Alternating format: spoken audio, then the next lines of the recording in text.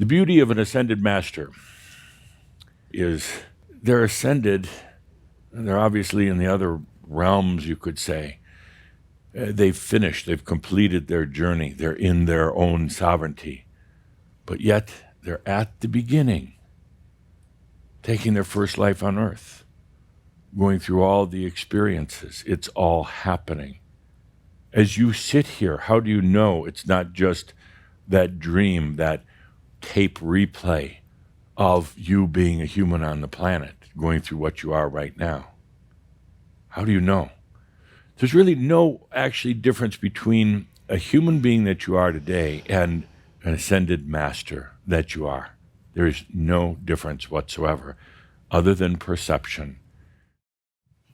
We've been talking about it at the Ascended Masters Club, and we've been measuring all the after effects since Heaven's Cross through the Crimson Council. We were concerned about how graceful the planet would remain, how graceful you would remain through this whole process, because it's a big deal. Opening up the realms, opening up to this whole new energy coming to the planet, it's a huge deal. What's happening right now is that the light that's coming in as a result of Heaven's Cross, the apocalypse, is changing the very nature of reality itself. It's changing everything on the planet. The reality is created by the difference in, there's not a good word for it, a good human word, but let's just call it the difference in speed between the light, the natural light of the soul, of consciousness, and then the light that comes into a reality like this. Like they're from the same ray, but one kind of dips down to go into experience. Now you have a difference in the, I'm going to call it the speed, but it's not really that, the speed of light.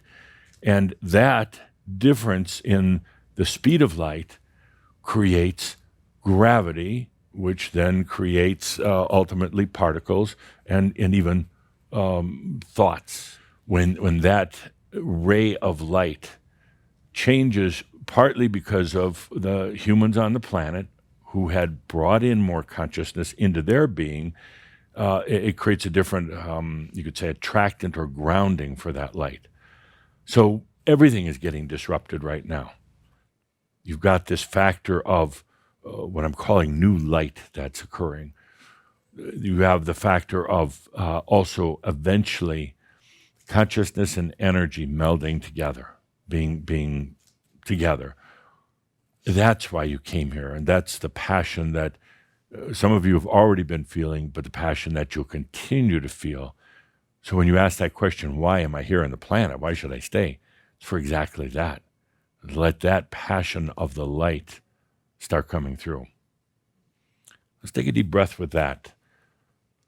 There's so much happening in physics on the planet right now, most people are unaware of. The thing is that you are creating that new physics, the physics of light on the planet.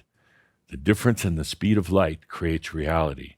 Imagine what it can do. Imagine what it is doing right now inside of you. One of the great misconceptions on the planet, and disappointments too, in my opinion, is the lack of understanding of dark. Tobias said it many years ago. The darkness is simply your divinity waiting to be filled with light. The darkness, the void, the nothingness is simply your energy in a neutral state, waiting to be activated.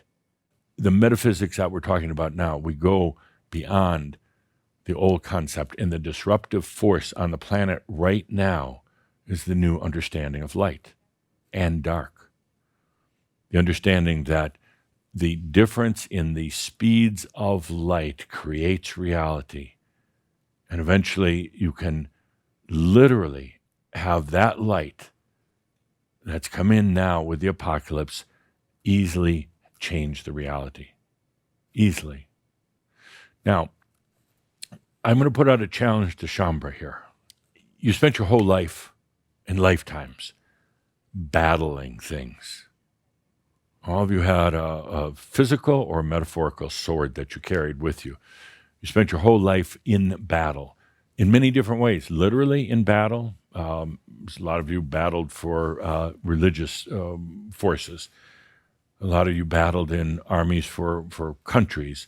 But most of the battling was done on an everyday basis, trying to get things for your life, working too hard to try to accomplish something.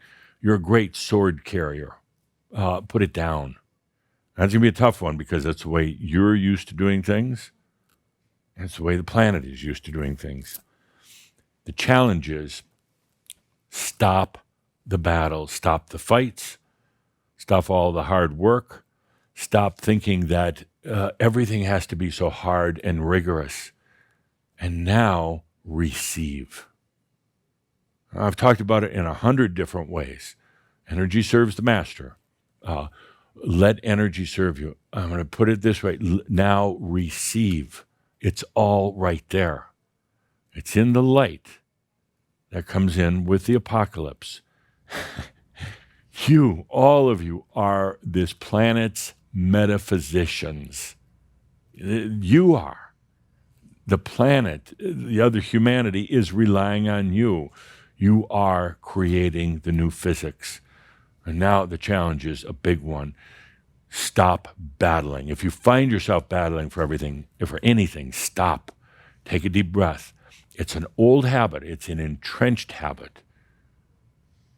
Light does not need to battle light. Light does not need to battle the darkness at all.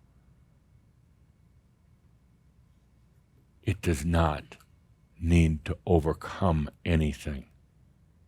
It simply needs to receive. That's it.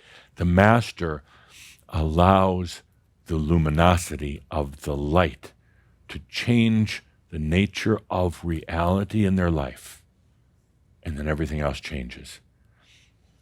The old paradigm on this planet of work, fight, and then maybe celebrate a little before you go back to work, fight.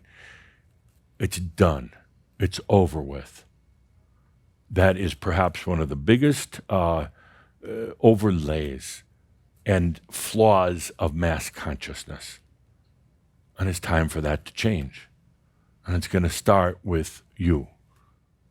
And just receiving the luminosity of your own light. In doing so, you change the dynamics of your pure soul light, and then the ray of light that comes into this to create this reality, you change that luminosity, and it changes the nature of reality. Boom, that's it. What you can do by letting yourself now receive your light will change the world.